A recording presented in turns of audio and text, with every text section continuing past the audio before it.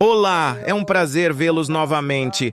Já se passaram 5 semanas. Ainda temos até o capítulo 13 de Neemias para estudar. Hoje, ao estudarmos o capítulo 9, restarão 4 capítulos. Pensei sobre como deveríamos proceder. Acho melhor concluirmos até o capítulo 13. Por isso, oficialmente, terminaremos a aula hoje. Mas completaremos os 4 capítulos restantes nas próximas 2 semanas. Assim, durante 2 semanas, transmitiremos pelo YouTube. No mesmo horário, continuaremos as aulas online. Quem puder participar, basta entrar no mesmo horário e assistir pelo YouTube. Os irmãos da Argentina, Chile e Bolívia também poderão assistir pelo Zoom. E aqueles da Venezuela ou de outros países que quiserem participar pelo Zoom também receberão o link para se conectarem juntos. Se alguém tiver outro compromisso, colocaremos as aulas no site da GKCTV para que possam assistir quando tiverem tempo. Daremos a vocês instruções detalhadas para que possam ouvir as aulas dos capítulos 10 a 13. Hoje estudaremos o capítulo 9 de Neemias. Olhei para trás e refleti sobre estas 5 semanas. Sou muito grato a Deus por toda a graça que Ele nos concedeu durante esse tempo. Embora minhas palavras sejam limitadas e imperfeitas, sou profundamente grato aos alunos que ouviram com tanto zelo. E ver como vocês tentam aplicar a palavra em suas vidas foi muito comovente. Soube de alguém que andava 1 hora para ir assistir a aula e depois andava outra hora de volta por não ter internet. Ao ouvir isso, fiquei profundamente agradecido.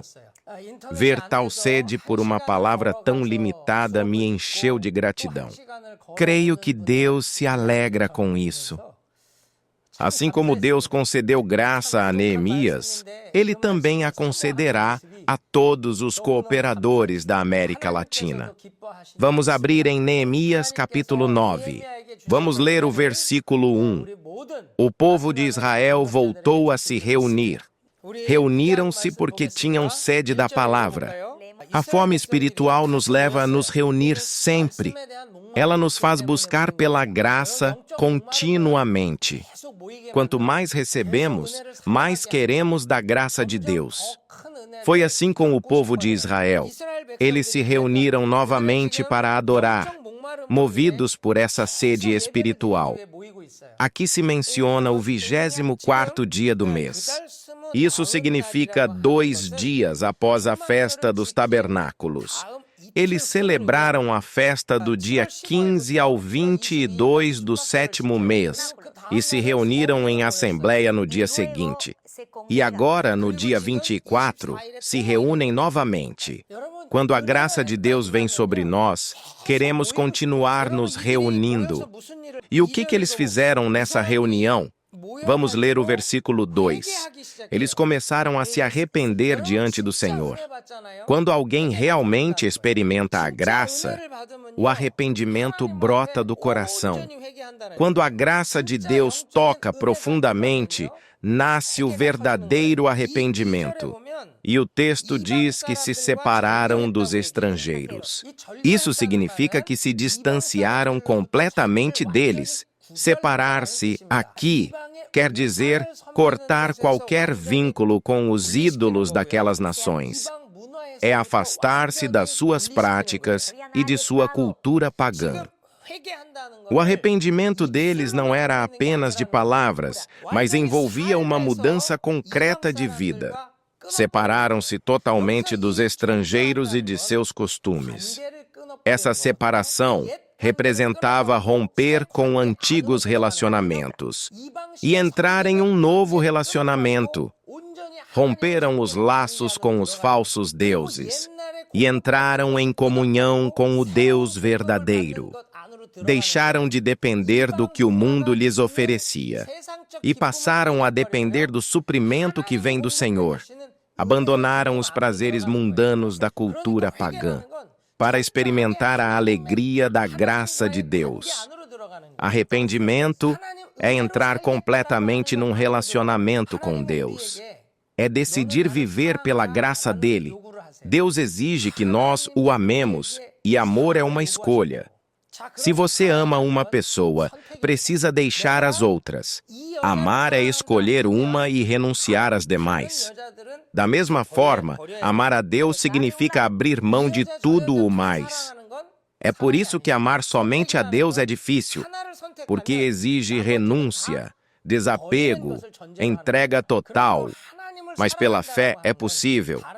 Portanto, amar somente a Deus é difícil, porque é necessário abrir mão de tudo o mais.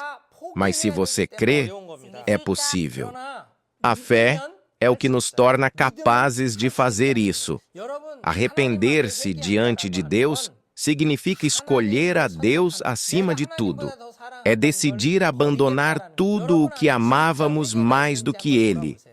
Examine o seu coração. Há arrependimento verdadeiro?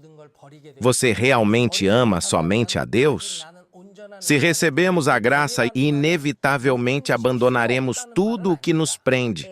Se ainda não conseguimos deixar certas coisas, é sinal de que ainda não entramos plenamente na graça. Renunciar não significa que nada mais é necessário. Por exemplo, podemos viver sem pão?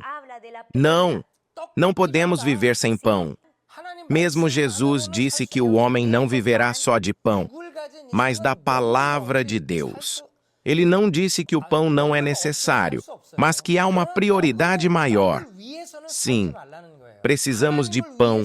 Não conseguimos viver só da palavra de Deus. Não podemos viver sem comida.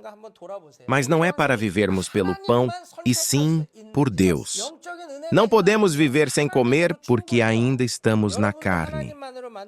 Mas o Senhor nos ensina: não vivam pelo pão, mas por mim. Vivam para Deus, e Ele acrescentará todas as coisas. Essa é a verdadeira vida. Então, olhem para dentro de si. Será que realmente nos arrependemos? Será que conseguimos escolher somente a Deus? Quando o Espírito Santo nos toca, Deus se torna suficiente para nós. Espero que vocês também encontrem plena satisfação em Deus.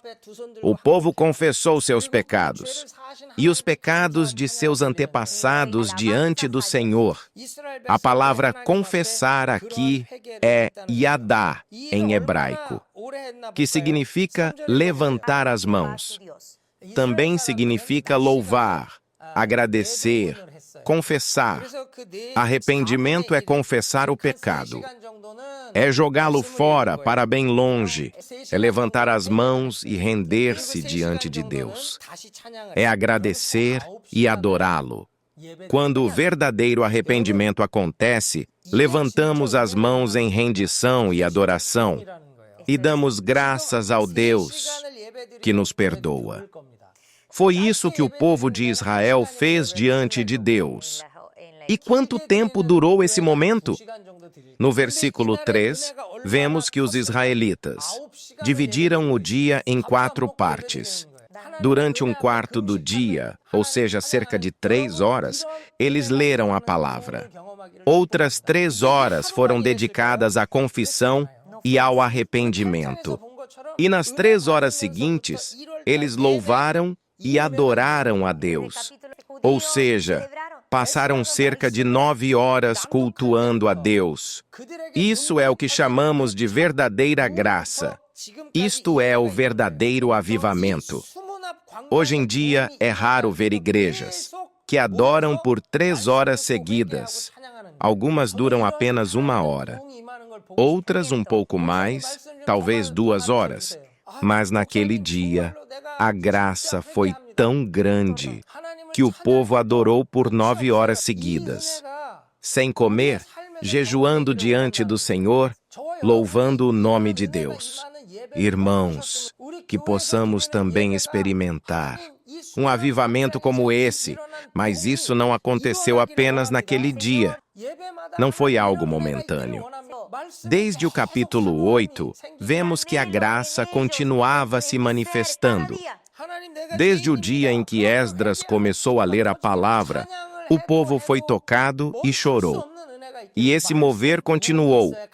Desde o primeiro dia do avivamento na praça diante da Porta das Águas, eles continuaram se reunindo para ouvir, se arrepender e louvar.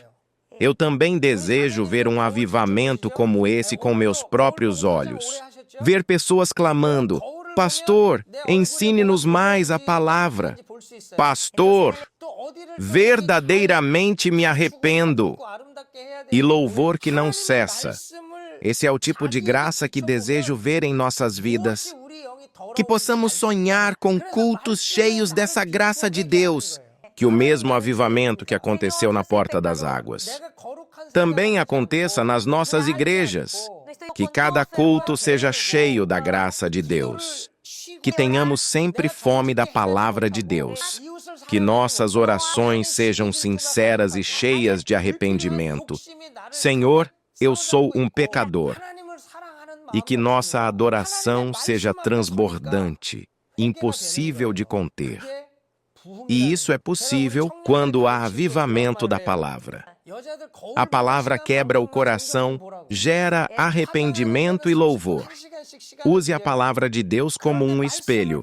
Irmãs, vocês olham no espelho com frequência, não é?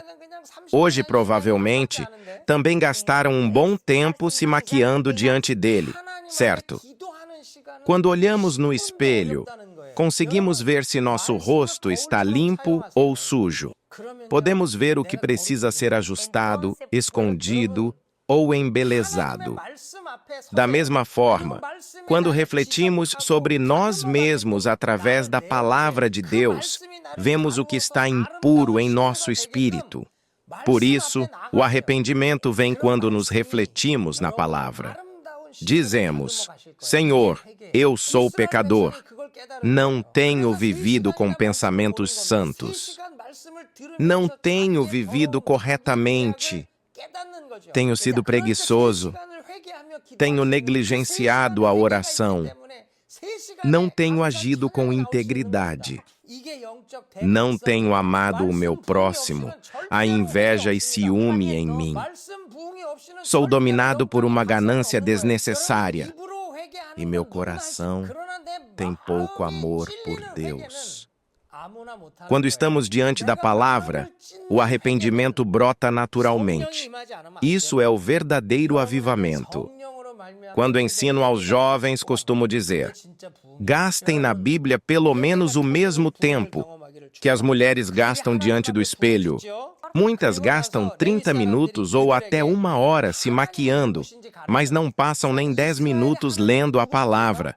Não consideram um desperdício gastar 1 hora se arrumando, mas consideram difícil orar por apenas 10 minutos diante de Deus. Usem a palavra de Deus como um espelho, e então vocês se tornarão pessoas santas. Fiquem diante da palavra de Deus. Permitam que a palavra corrija e transforme vocês.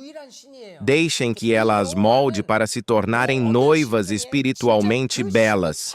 Então, a palavra os transformará em noivas puras e cheias de graça. O povo de Israel entendeu isso.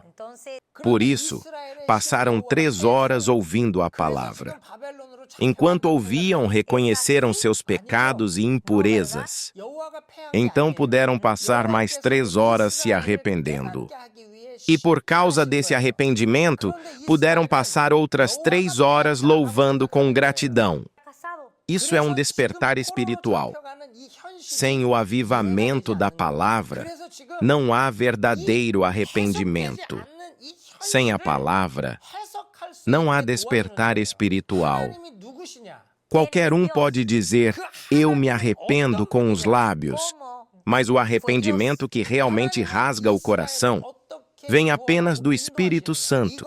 Sem o toque do Espírito, não há arrependimento verdadeiro. Que vocês experimentem o arrependimento que vem do Espírito Santo. Esse é o verdadeiro avivamento. Que vocês experimentem o mover de Deus, que leva ao arrependimento genuíno. O povo clamou ao Senhor em alta voz. Então, os levitas ensinaram quem é Deus. Quem é o Deus de Israel? É fundamental compreender quem é o Deus de Israel. O povo que retornou do exílio precisava redescobrir quem é o seu Deus. Israel havia caído e sido levado cativo à Babilônia. Isso não era apenas uma derrota política. Significava o colapso da teologia de Israel. Porque Javé era o único Deus verdadeiro, superior a todos os deuses das nações. E Israel era o povo escolhido desse Deus. Na antiguidade, acreditava-se que as guerras eram batalhas entre deuses. O Deus do país vencedor era considerado o verdadeiro Deus. Mas agora, Israel havia perdido. Parecia que o Deus de Israel havia sido derrotado. Eles achavam que estavam sendo levados, porque Javé havia falhado. Mas isso não era verdade. Javé não havia perdido. Ele estava disciplinando Israel, para que reconhecessem seus erros. mas o povo interpretou como se Deus tivesse sido derrotado. Por isso, não conseguiam entender sua situação. Não conseguiam interpretá-la espiritualmente. Agora, Neemias os ajuda a entender essa realidade à luz de quem Deus é. Ele lhes mostra que precisam reinterpretar a vida a partir da identidade de Deus. Quem é Deus? Que tipo de Deus é Ele? E como Ele salvou e guiou o povo de Israel? Essas respostas os ajudariam a interpretar a realidade. Muitas vezes nós também passamos por situações que não conseguimos entender ou explicar. Por que Deus permitiu a pandemia da Covid-19? Há coisas que são difíceis de compreender. Talvez alguns de vocês tenham sofrido acidentes, doenças, perdas, como Jó, um homem justo e íntegro diante de Deus, também sofreu profundamente. Ele não entendia, não conseguia interpretar espiritualmente o que estava acontecendo. E nós também, às vezes, passamos por isso. Oramos muito, servimos fielmente, mas ainda assim, as coisas não vão como esperamos. A igreja não cresce, o ministério parece estagnado e tudo parece sem sentido. Nesses momentos, precisamos voltar ao princípio. Quem é Deus? Devemos começar aí, lembrar quem Ele é e o que faz. Então, tudo começa a fazer sentido. Deus nos ajuda a interpretar a realidade. Neemias faz isso com o povo de Israel. Ajuda-os a entender sua história. No versículo 6, vemos que Deus é o Criador dos céus e da terra. Ele é o Senhor do universo. Foi Ele quem criou todas as coisas e as sustenta com poder. A Bíblia fala da criação e da salvação. Essas são as duas principais obras que revelam quem Deus é. O Deus que criou o mundo, protege e guarda esta terra. E o que significa preservar o homem? É a salvação. Deus criou o homem e o colocou sobre a criação. Mas o homem caiu em pecado e foi expulso do Éden. Tornou-se alguém aparentemente inútil, perdido. Mas Deus não o abandonou. Deus quis preservá-lo e o redimiu. Esse é o coração de Deus, o Deus que salva. Ele também nos criou, e mesmo quando caímos no pecado, Ele não nos rejeitou. Em vez disso, enviou Jesus Cristo para nos salvar pela fé. Quem crê em Jesus é salvo. É preservado para sempre como filho de Deus. Deus é aquele que cria e preserva. Vamos ver agora os versículos 7 e 8. Deus escolheu Abraão, fez uma aliança com ele e cumpriu a promessa fielmente. Deus é um Deus que promete e cumpre com a promessa. Ele é fiel e não falha. Isso é o que Neemias queria mostrar ao povo. Deus escolheu Israel, fez uma aliança com eles e cumpriu sua palavra. Mesmo quando o povo falhou, ele permaneceu fiel. Essa verdade permitia que eles interpretassem sua realidade atual. Israel foi escolhido por Deus. Fez um pacto com ele e Deus cumpriu esse pacto. Deveriam perecer nas mãos da Babilônia por suas iniquidades, mas este Deus irá salvá-los. Ele é o Deus que cria, salva e preserva. Deus fez uma aliança com Abraão e cumprirá com a sua aliança. Por isso, Deus permite que eles passem por 70 anos de cativeiro e os está trazendo de volta como prometeu, porque Deus cumpre suas promessas. Assim, o povo pôde entender o que havia acontecido. Eles perceberam: não fomos derrotados, fomos disciplinados por amor. Deus não nos abandonou, Ele nos corrigiu. O mesmo Deus que criou e prometeu é o Deus que salva e preserva. Ele cumpre o que diz e nunca falha. Ele é fiel à sua aliança. Por isso, o cativeiro de 70 anos terminou exatamente como ele prometeu. E o povo voltou, cumprindo a palavra dada a Jeremias. Esse é o nosso Deus, fiel em todas as suas promessas. E o mesmo vale para nós hoje. Há situações que parecem sem explicação. Deus é o Criador e sustentador da sua vida. Ele não o deixará sozinho no meio da dificuldade. Ele o salvará e o preservará, porque Ele é o Deus da promessa e da fidelidade. Ele tem uma aliança com você e a cumprirá fielmente. Ele nunca falha. Deus tem uma promessa para cada um de nós, e Ele a cumprirá no tempo certo. Enquanto eu preparava esta mensagem, me senti profundamente tocado. Também há coisas na minha vida que não entendo. Situações que parecem não fazer sentido. E eu também perguntei: Senhor, por que isso está acontecendo? Mas então, lembrei-me de quem é Deus. Ele é o Deus que me criou. Ele é o Deus que me salvou e me preserva. E Ele me fez promessas quando me enviou aos Estados Unidos. Lembrei-me das palavras que Ele me deu no início deste ano. Essas promessas são vivas. Ele é o Deus das promessas e cumprirá cada uma delas, mesmo quando eu não entendo com a mente e meu coração não consiga aceitar. Talvez eu não compreenda o processo, mas sei quem é o meu Deus. Ele é o Criador, o Deus que me salvou e nunca me abandonará. Ele é o Deus da aliança. O mesmo Deus de Abraão é o meu Deus. E Ele também fez promessas a mim, não apenas a Abraão, mas a cada um de nós. E Ele é fiel para cumpri-las. Quando volto a confiar nesse Deus, meu coração se enche de coragem. Mesmo que eu não entenda tudo, sei que Ele está no controle. Confie no Senhor, o Deus fiel, que o salvará e o preservará até o fim. Ele o conduzirá em um caminho perfeito. Creia nisso e caminhe pela fé. Agora vejamos como Deus trabalhou e conduziu Israel. Do versículo 9 em diante, descreve-se a história da redenção de Israel. No versículo 9, ele fala de como Deus os libertou do Egito. No versículo 10, fala sobre o faraó e as 10 pragas no Egito. No versículo 11, ele faz Israel atravessar o Mar Vermelho através de um milagre e mostra como submergiu o exército do faraó.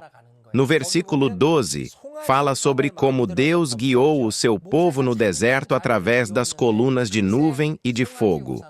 O versículo 15 fala sobre o maná que caiu do céu e da água que jorrou da rocha. Então, qual será o significado de tudo o que foi dito até o versículo 15? Que Deus é um Deus que protege, guia e supre. Deus os protegeu no caminho do deserto. Guiou-os através das colunas de fogo e de nuvem. Supriu-os com o maná e a água da rocha. Ele os guiou com uma graça sobrenatural e os conduziu com uma graça muito especial. Ele ensinou que é possível viver se eles se agarrassem a Deus. É impossível viver no deserto sem Deus. O deserto é o lugar onde se vive pela graça de Deus. Deus está ensinando e treinando o seu povo a viver pela graça de Deus. Esta graça de proteger, guiar e suprir que aconteceu no Êxodo, acontece hoje em nossas vidas também. Temos que treinar a viver pela palavra. O povo de Israel tinha se esquecido de como se vivia pela palavra. Assim, Deus está treinando-os a viver pela palavra. Para nós, a palavra deve ser prioridade em todas as coisas. Pastor, a palavra vai pagar minhas contas? Sim, vai pagar. Pastor, a palavra vai curar a minha doença? Vai resolver o meu sofrimento e a tristeza do meu coração? Sim, vai resolver. Estou te falando por experiência própria. A palavra é viva e verdadeira, e está trabalhando agora também. Porque a graça seria apenas para o povo de Israel, ela tem que ser real para nós também. Isto sim, não seria a prova de que a palavra é viva. Vamos orar todos juntos mais tarde. Temos que experimentar que a palavra nos alimenta, nos cura e nos restaura. Se Deus deu o maná para Israel, não poderá dar a nós também? Na verdade, nós não estamos desfrutando porque não pedimos. Que vocês possam pedir pela graça de Deus e tenham a experiência de desfrutar a bênção do maná. Os versículos 16 a 22 registram o perdão de Deus, apesar da falha e do fracasso de Israel. No versículo 16, podemos ver que o povo fica arrogante e começa a desobedecer ao Senhor. 10 espiões falam mal de Canaã, rebelam-se contra Deus e querem voltar para a terra onde eram escravos. O versículo 17 diz que Deus é um Deus perdoador. Não estamos vivos porque somos bons e justos. Tudo o que fazemos é pecar, mas podemos viver porque Deus perdoa. Vivemos hoje pela misericórdia de Deus, que nos dá uma oportunidade novamente. Ali podemos ver que eles pecam fazendo um ídolo de bezerro. Eles fazem um ídolo de bezerro no instante em que Moisés se ausenta. Esse é o ser humano. Pecamos no instante em que paramos de cultuar por causa do coronavírus. Pecamos no instante em que não vamos para a igreja. O homem jamais tem pensamentos santos quando está sozinho. Por isso, temos que nos submeter todos os dias, realizar a salvação com temor e tremor. E Deus perdoa outra vez este povo de Israel que comete esses pecados. No versículo 19, ele continua guiando com as colunas de fogo e de nuvem. Nos versículos 20 a 22, Deus fiel continua suprindo, protegendo e guiando no deserto. Mesmo Israel pecando, Deus continua os perdoando e os guiando. Dos versículos 23 a 31 registram a conquista de Canaã, o pecado da geração seguinte e a sua salvação, e novamente o seu pecado e a sua salvação. Os versículos 23 a 25 registram a conquista de Canaã e uma vida abundante diferente de antes, porque eles adoraram a Deus e o serviram com fervor. Não. O versículo 26 diz que eles desobedeceram, rebelaram-se e cometeram maldades. Assim, no versículo 27, Deus os castiga. Eles clamam no meio do sofrimento e Deus os salva. Será que agora continuarão servindo a Deus? Eles pecam novamente no versículo 28. São abandonados nas mãos dos inimigos. Eles clamam de novo e Deus os salva novamente. E isso vai se repetindo. O versículo 29 mostra que eles são salvos. E novamente, ficam arrogantes e desobedecem à palavra de Deus. No versículo 30, Deus perdoa novamente. E quando não aguenta mais, Deus os coloca nas mãos dos inimigos. O versículo 31 diz que Deus não os destrói nem os abandona, porque Deus é gracioso e misericordioso. Este é o Deus de Israel, que é misericordioso mesmo em sua ira. E esse Deus está sendo explicado para Israel. Ouvindo a história de Israel, o povo que voltou do cativeiro entende que eles tinham sido punidos por causa de seus pecados. Eles percebem que Deus não os abandonou, apenas permitiu um tempo para que eles se arrependessem de seus pecados. Eles descobrem que Deus é misericordioso e é um Deus que perdoa. No versículo 32, eles voltam para a realidade. Dizem que eles fracassaram no passado porque abandonaram as leis e a aliança com Deus. Então eles sabem claramente o que devem fazer.